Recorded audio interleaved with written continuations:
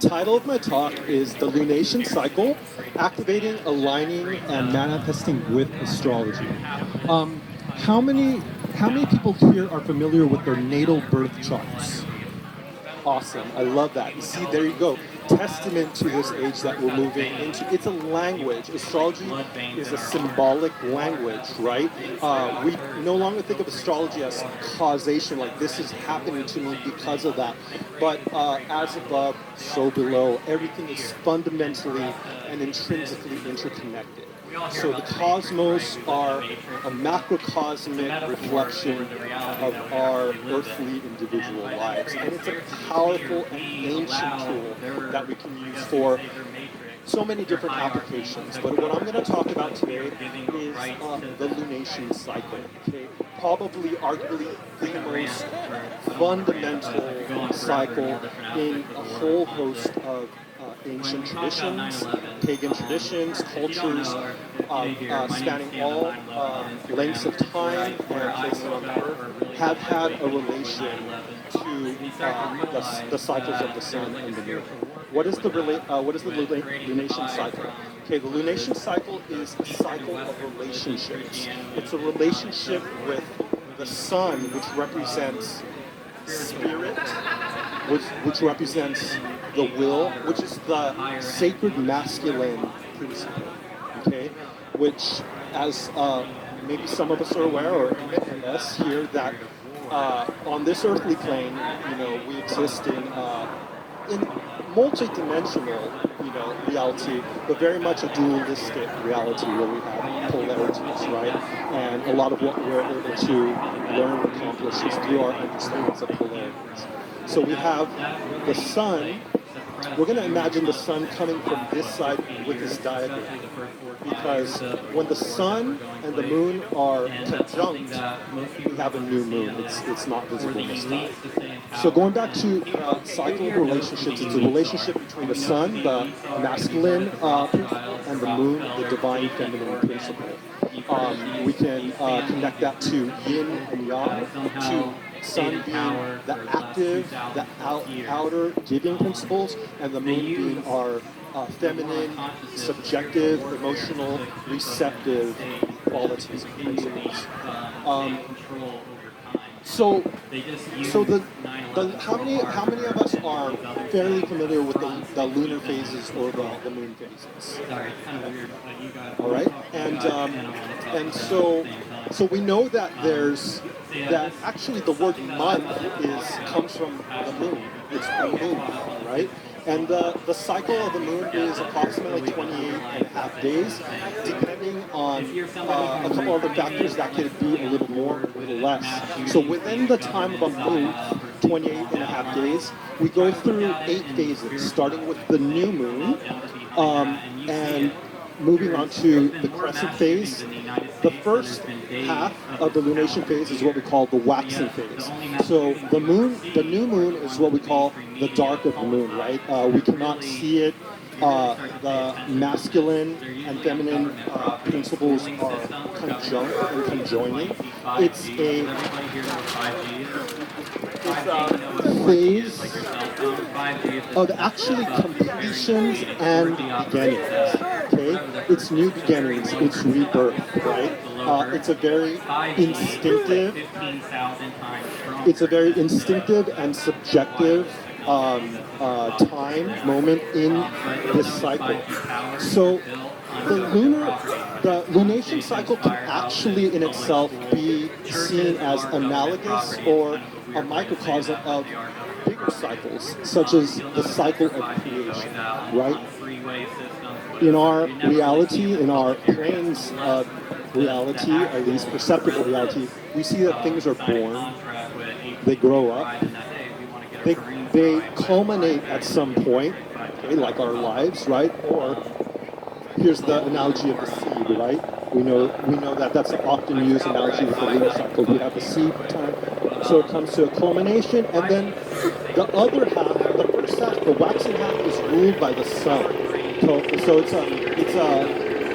it's the half of the cycle that has to do with creating new organic structures, with action, with taking action to taking the steps necessary to bring our intentions and our visualizations into manifest reality.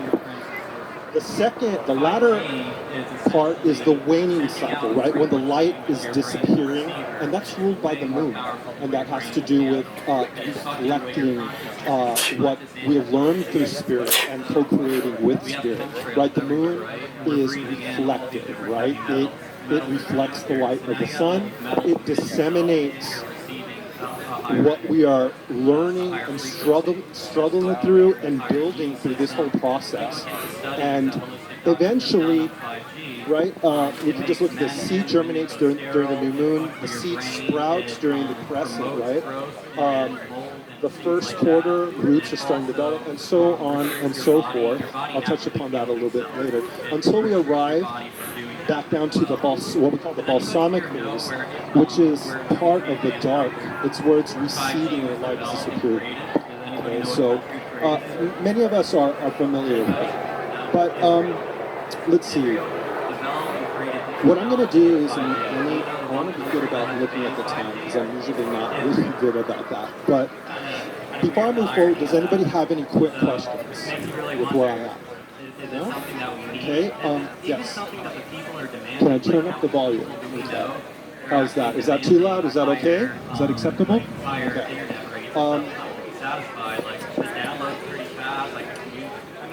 Good question. So these numbers on the chart correlate with aspects. In astrology, we look at aspects. The 0 degree is a conjunction. It's when any two planets, and in astrology we refer to the sun and the moon as planets because that's what they were thought of in ancient times. 0 degrees is a conjunction. 45 is a semi-square. I'm not going to go into too much of the jargon, but 90 degrees is a square aspect, right? It's an aspect of friction or an aspect of crisis, right? When kind of decisions need to be made and we need to kind of like choose one thing over the other. So I want to try to, I don't want to bounce around too much, but anyways, yeah, this is a quincunx aspect. 180s are oppositions in terms of astrology, so that's an aspect of tension. Well, we need to find balance kind of in things, and then so on and so forth. This is another quincunx, a closing square, and I want to note that the relationship between the sun and moon and the lunation cycle, all the other planets share those relationships as well. So you can have a relationship between Jupiter and Saturn, and it'll go through these same phases of waxing and waning, and they all, represent different themes and stages in the development of psychological qualities or, happenings in our life. So I'm just going to go into a little more detail about what each cycle represents, and then I'm going to go into how can we tie this into using astrology and utilizing the classical elements like earth, air, fire, and water in the rich personal rituals and ceremonies we create to better apply and harness the cosmic energy for tangible or practical applications in our life, whether that's an internal thing or something we're trying to create on the physical. Okay, and then lastly, I'll share a couple of resources that will help you to be more specific with your awareness of astrology and the lunar cycle and how to use it. Okay, the 8 stages of the lunation cycle. Okay, like we said, the new moon. The new moon lasts from a new moon until about 3.5 days after the new moon. This is what we call a conjunction. It's when the sun, the masculine principle, and the moon, feminine principle, are infused. Conjunctions are infusing of energy. It's a conception. It's like when a child is being conceived. Okay, it's a time of completions and beginning, again, a very subjective, instinctive kind of energy. There could be a lull in an energy, right? It's a time where we're not, ideally we shouldn't be overdoing things or even taking action yet on our intentions. It's a time to gather our thoughts, to be creatively visual, using creative visualization. So intention setting, maybe not even necessarily journaling yet or intention setting, although that's acceptable to do during new moon, but that might be actually more ideal during the crescent phase when the light begins to grow, when it's the time when we can start taking kind of the first steps. But anyhow, do you have any thoughts? Maybe intention setting rituals, and ideally, we want to know what sign and what element that new moon is, so we can know what kind of elements to incorporate into our rituals and our practices. And it doesn't need to be complicated. It can be simple. If it's in an air sign, we can simply do breath practices, connecting with our breath, right? And so on and so forth. Moving on to crescent moon phase. That's from about 3.5 to 7 days after the new moon. The energy is growing, it's building. It's a challenge. It's a stage of challenge.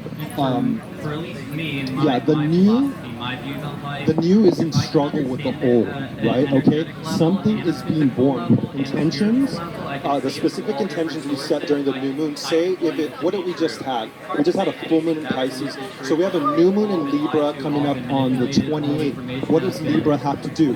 It's a cardinal air sign, and it has to do with relationships. It's ruled with Venus, so it has to do with the other. Right? It has to do with aesthetics, our connection to aesthetics and beauty, and on higher levels like justice and humanitarian efforts, right? It's very diplomatic. So it fundamentally, very simply has to do with relationships, how we relate to other people. So during that new moon, I would incorporate something to do with air, into my practices. You can always use journaling and that kind of thing, but basing my intentions around the themes of Libra. Okay, and that we can kind of do our own research, and it's really a lifelong journey, furthering our understanding of the archetypes. The archetypes are what we call multivalent. There's many levels to them, and there's many manifestations to the archetypes. So it's a life journey. But yeah, the waxing crescent moon, it's the time, again, 3.5 to 7 days to take maybe the first active steps. Like, what are you doing? What steps are you taking to manifest those intentions you set at the new moon, right? The first steps, we're just easing into it. Also sending our hopes and desires into the world consciously.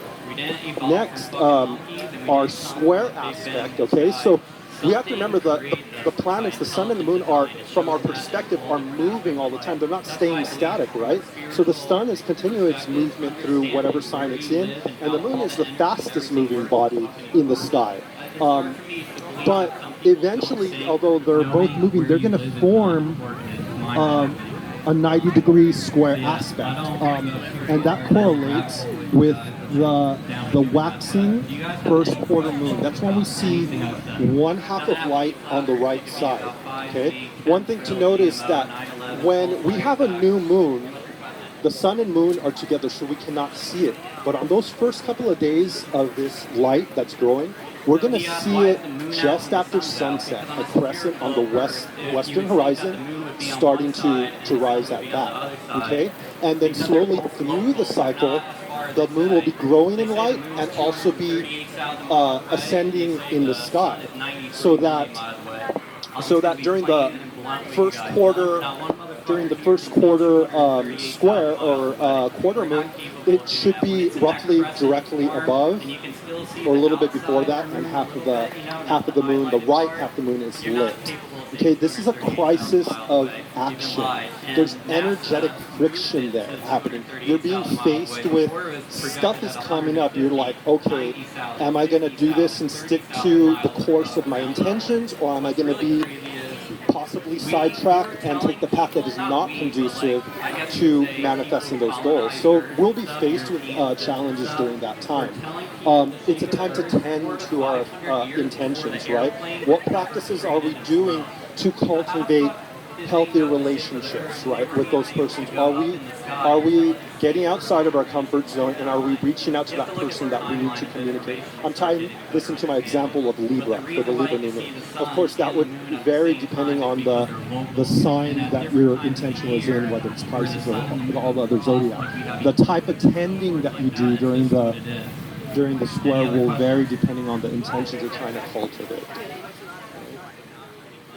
So she asked about the Fibonacci. It's also a time of breaking bindings in order to change. Okay? There's things that we're attached to that are not in highest alignment with what we're trying to do.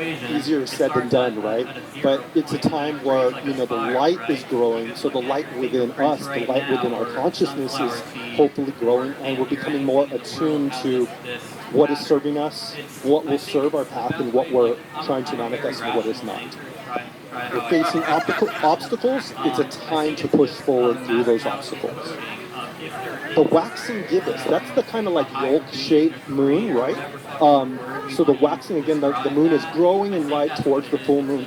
And the waxing gibbous is momentum is building, right? Where you can feel the energy. Has anybody observed themselves during these lunar cycles a little more closely? Do you feel that during the dark of the moon your energy is run low, or you're tired, or you're burnt out even, right? Maybe you were doing too much still at this time, not enough rest and recuperation. You're just burnt right there. Maybe you don't even feel like doing intentions, right? So that's what I mean about we're trying to become more aware of these cycles so we can align more ideally with them so we can better utilize them to feel better energetically, just on a very basic level, and to again help manifest and cultivate things in our lives, and let go, not just manifest, but let go. So yeah, the waxing gibbous, the momentum's building, development, growth, evaluation. We're wanting to reflect how are things going before we get to this revelatory, illuminating full moon. Do we need to make any other tweaks right here? Okay, we still have time right there, right? And nothing is absolute. We'll always have time. Right? These are cycles, so cycles will come back again and we'll have other opportunities. One thing that I want to make a note of right now is we have the cycle of a month, 28 and a half days, but actually, so there is growth, development, and decay that happens in that monthly cycle, but actually it's part of a bigger cycle, a half-year cycle as well. So we get a new moon, say the new moon in Libra on the 28th, 6 months later, we'll have the full moon in Libra during the Aries month, right? It's always in the polar signs. So we have, where's my Libra? We have Libra here, and Aries is polar. So when we have a new moon in Libra, the full moon is going to be in Aries 6 months later. It's always like that. We usually always get 12 new moons in 12 signs in a year, 12 full moons in 12 signs. So in that 6 month cycle, we're actually doing the work too. So it's kind of larger time periods, but think back. So, okay, we had the Pisces new moon, Pisces full moon today and yesterday. So 6 months ago, were we consciously doing intentions in the new moon of Pisces? Perhaps not. Perhaps some of us are. Or even if we were not consciously planting seeds, what were we doing unconsciously? And those things are being tended as well. Hence why we want to ideally consciously be working with the cycles, because whether we're aware of it, aware of what our behaviors, thoughts, emotions, actions are doing or not, we're planting seeds and we're growing trees. And so, okay? So, you guys ever heard of Zygeist? What time is it? Documentary. If you haven't seen Zygeist, 124? Okay. Pretty much, Let's see. Okay. Yeah, and the full moon, okay, is a transition between the solar half, the masculine half, and the lunar half, right? It's the culmination, and after that is when the light will begin to recede. At a full moon, it can be a time of indecision, actually, interestingly enough, because it's an opposition, it's a tension. It's like, okay, like you're either going to feel pretty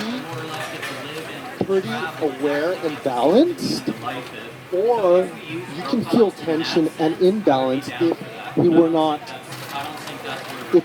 consciously. I think in LA you guys have robots that if we were not consciously, to the best of our ability, tending. tending to our intentions along the way. Oh well, I just do the best I can. So it's also the full moon is the time to reap. It's the harvest of our intentions. Ideally, we're doing the work, the good work, the whole way through.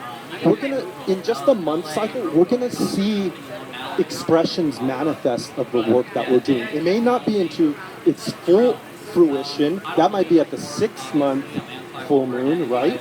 But we're planting seeds through this cycle for the larger cycle, right? Because not all things don't always manifest immediately. Of course not. They require time and care.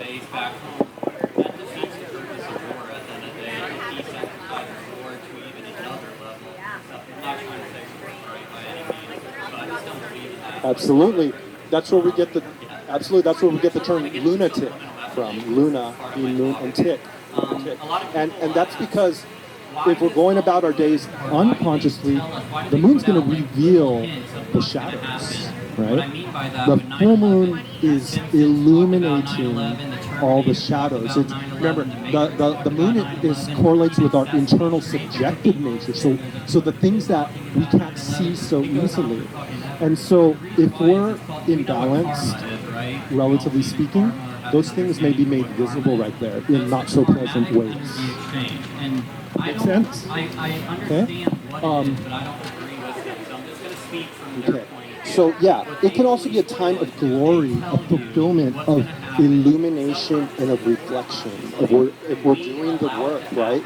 Or just the things in our life that we are even doing not fully consciously, but that are in alignment with our highest path.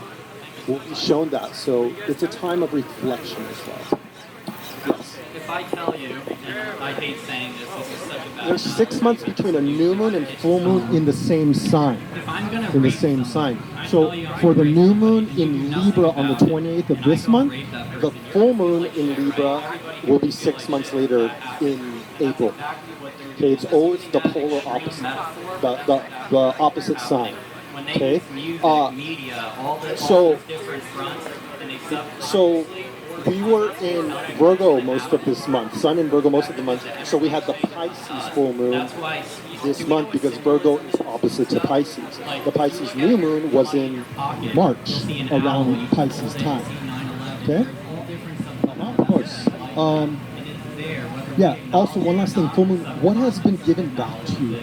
What is being given back to you? What is being reflected for your efforts, for your work? Make note of that, right? It's showing you that. Okay, waning gibbous now is what we call the disseminating moon. Now, this whole cycle, this is a cycle of action. This is the cycle of consciousness. So now that's the time to give back. What have we learned through this process? What was illuminated to us? Now it's our time to share or to, what do we have here? Teaching, sharing wisdom, abundance, demonstrating to others what you have learned through whatever platforms you have, whether it's social media or even one-on-one relations or whatever settings you have to share that, right? It's also a time of beginning to turn inward. The light is receding. We're slowly making our way back here. So being aware that energy is going to slowly start to wane and honoring our limitations. Okay? Beginning to turn inwards and considering our goals. We're starting to evaluate for this next cycle that's going to come again. Cycle, right? Okay. So the closing or the third quarter square, the waning quarter square, this was a crisis of action. What are we going to do to bring our intentions to fruition? This is a crisis of consciousness. Okay, it's a reorientation. Okay, beginning to release and let go of habits that bind you and do you harm. We have opportunities through the cycle to reevaluate, right? Okay, so that's what the last quarter. And then the balsamic moon phase is when we. And one thing I want to note is that usually on the full moon, just as during the new moon, the moon was hidden, and during sunset, just after that, the light starts to grow. During the full moon, we'll see that on the eastern horizon, just after sunset, the full moon is usually rising at that time. back to the balsamic moon, it's also called the dark of the moon, 25 to 30 days after the new moon, right before the new moon, the new moon. It's a time of death, symbolic death, release, and seeds of rebirth. It's a time for recuperation and rest. We do not want to be starting new things at this time. It's a time of releasing. It's a time of accepting we did our best, gleaning information from this journey, from this month-long journey, right? Retreating to our places of solace and giving ourselves self-care, self-love all through this time. Okay. Any questions? This money is important, and where you spend it is just as important as well. I probably won't have time to go too much into that. All right, manifesting with intentions and astrology. Is Gnosis here? Especially in LA. Gnosis? Okay. I'm just going to have a little bit more time. I think LA yes. is the West Coast, New York, New Jersey. Manifesting with intentions and astrology. No offense, but like you drive so the houses, how many of you are familiar with your natal chart? Again, quite a few of us are familiar with our natal chart. Okay. So if we're not familiar with our natal chart, we need 3 bits of information. We need our birth date, preferably an exact time of birth, and the location of birth. To better learn how to harness the power of the lunation cycle, we need to know our natal birth chart. That way, during a given lunation, we can know what house and what sign the new moon or the full moon or the squared moon is happening in. I'll just stick with the new moon because we're talking about planning intentions. So we just had a new moon. We're going to have a new moon in Libra. Where's my Libra? My natal Libra is in my 9th house. Okay, so the 9th house, the houses. Here you go. Now you can come down, Paige. Now it's your turn. So the 9th house is here. Is just this is not absolute or inclusive, but these are some of the themes of the houses. So I would look at the new moon on the 28th in Libra. It's happening in my 9th house. That has to do with higher education. It has to do with long distance travel. And you guys can take pictures now or later, and I'll be around to answer questions later as well. But guess what? You know what? I'm in the process of researching and applying for graduate school right now. And I have a new moon coming up in Libra in the 9th house on the 28th. So guess what I'm going to be probably basing some of my intentions around? I need clarity. I need help. I need to support with this huge stressful endeavor of applying for graduate school and doing all of that. It also has to do with our connection with spirituality, metaphysics, it's ruled by Jupiter, that kind of thing, and so on and so forth. If the new moon's happening in our natal, and everybody's houses are different because your birth chart is unique. So if your first house if Libra is in your first house, that's going to have to do with your sense of identity, with your sense of self, with the sense of your body. You're perhaps able to harness energy to create a rebirth of your sense of identity, your connection with self, your connection with body, and so on and so forth. Sorry about this, it's not very clear, but do you get the idea? Any questions on that? So what we need to do is learn our natal chart, and find resources which I'll share, so we can know where the new moons are happening, so we can relate them to our natal chart and know what specific themes, based on sign or house, we can incorporate to our rituals and to our intentions, so we can focus on those aspects of our life at that time. And every new moon we'll get a chance to focus on all these other domains of our life, because astrology is holistic, right? Circle is holistic. We'll always be able to come back to that. So I realize I gotta wrap up pretty soon.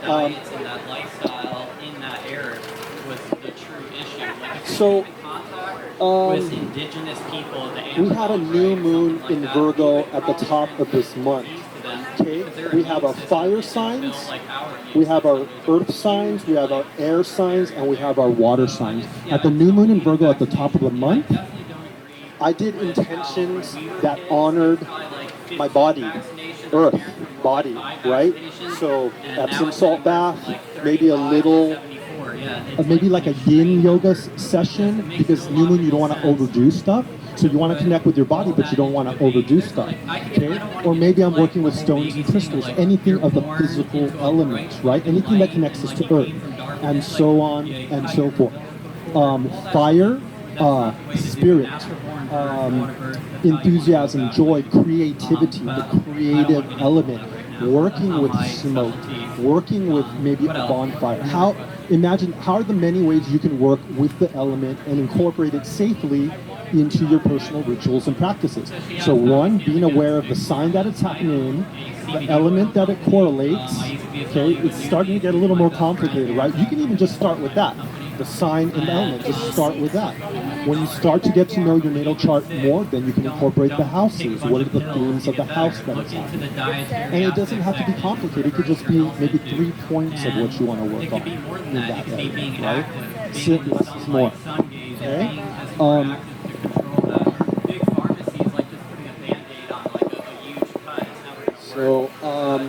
Yeah, okay. The last thing that I'll share are resources. Okay, if you don't know how to get your natal chart, and I'll be closing soon, Mr. Gnosis, wherever you are, but astro.com is a great free resource where you can draw up with your natal chart for free, and you can even like look at the transits, like where the moving planets are. So astro.com, lunarium.co.uk is a great free resource for knowing where the moon is, when the new moons are, when the full moons are.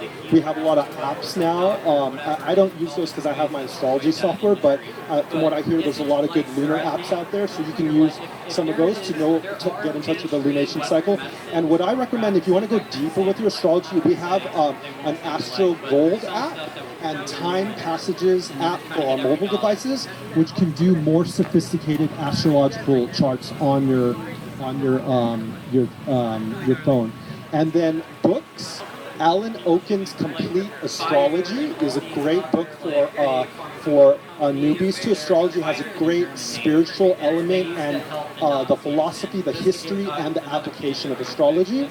Another book which is more advanced is called The Lunation Cycle by Dane Rujar, who's the father of modern astrology, and there's other books out there. And then the last thing I'm gonna say is ceremony and ritual.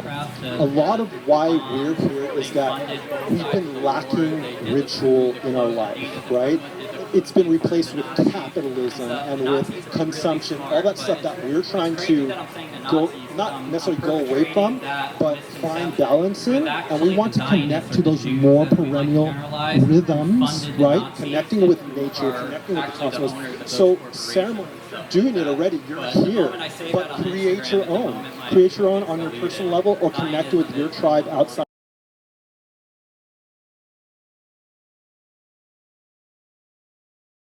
Do your own ceremonies. So thank you very much. That's I think pretty much it. Lastly, before we close, any last questions? If you don't know my or event comments called Meeting of the Minds, I've held it in about 30 or 40 cities, 8 countries. Okay, did you find it helpful? I'm on a break right now from cool. everything. Yeah, are you sure? Any other questions or comments before I close? I'll get back into doing No? events. And Yes. I came to LA 13 My son times. didn't send it. I have my son in Leo, heart, ruling the heart. Sun in Leo power, right? I have my moon in Virgo. Not the best moon placement, but it comes in handy for a lot of things. Try not to be self-critical or critical of others can be very, very challenging, but in its highest expression, service to mankind, which is I'm answering that location here. And I have Capricorn rising. So, so a lot of earth, but I have a substrate for the fire to burn off of, right? You know, so earth and fire, right? Anything else? Another question? Yeah, a shamanic. I have a holistic Reiki practice. So I incorporate shamanic principles. I incorporate elements of sound, crystal and stone therapy, aromatherapy, and shamanic principles into my Reiki practice. And I'm based in Long Beach, and I'm also mobile. I could come to you, Greater Los Angeles area. Okay, I have business cards over at my table there. Thank you so much. Thank you, Gnosis. Sorry for going over. I wish you blessings on your talk. I love you all. Thank you very much for showing up for yourself and for the collective, okay? Have fun out there. Please feel free to reach out. I'm on Instagram. I'd love to connect. Reach out with any questions you have, okay? Bless. My Instagram is Lawrence Sanchez Healing. Instagram at Lawrence Sanchez Healing. Please reach out and connect. I would love to further this conversation.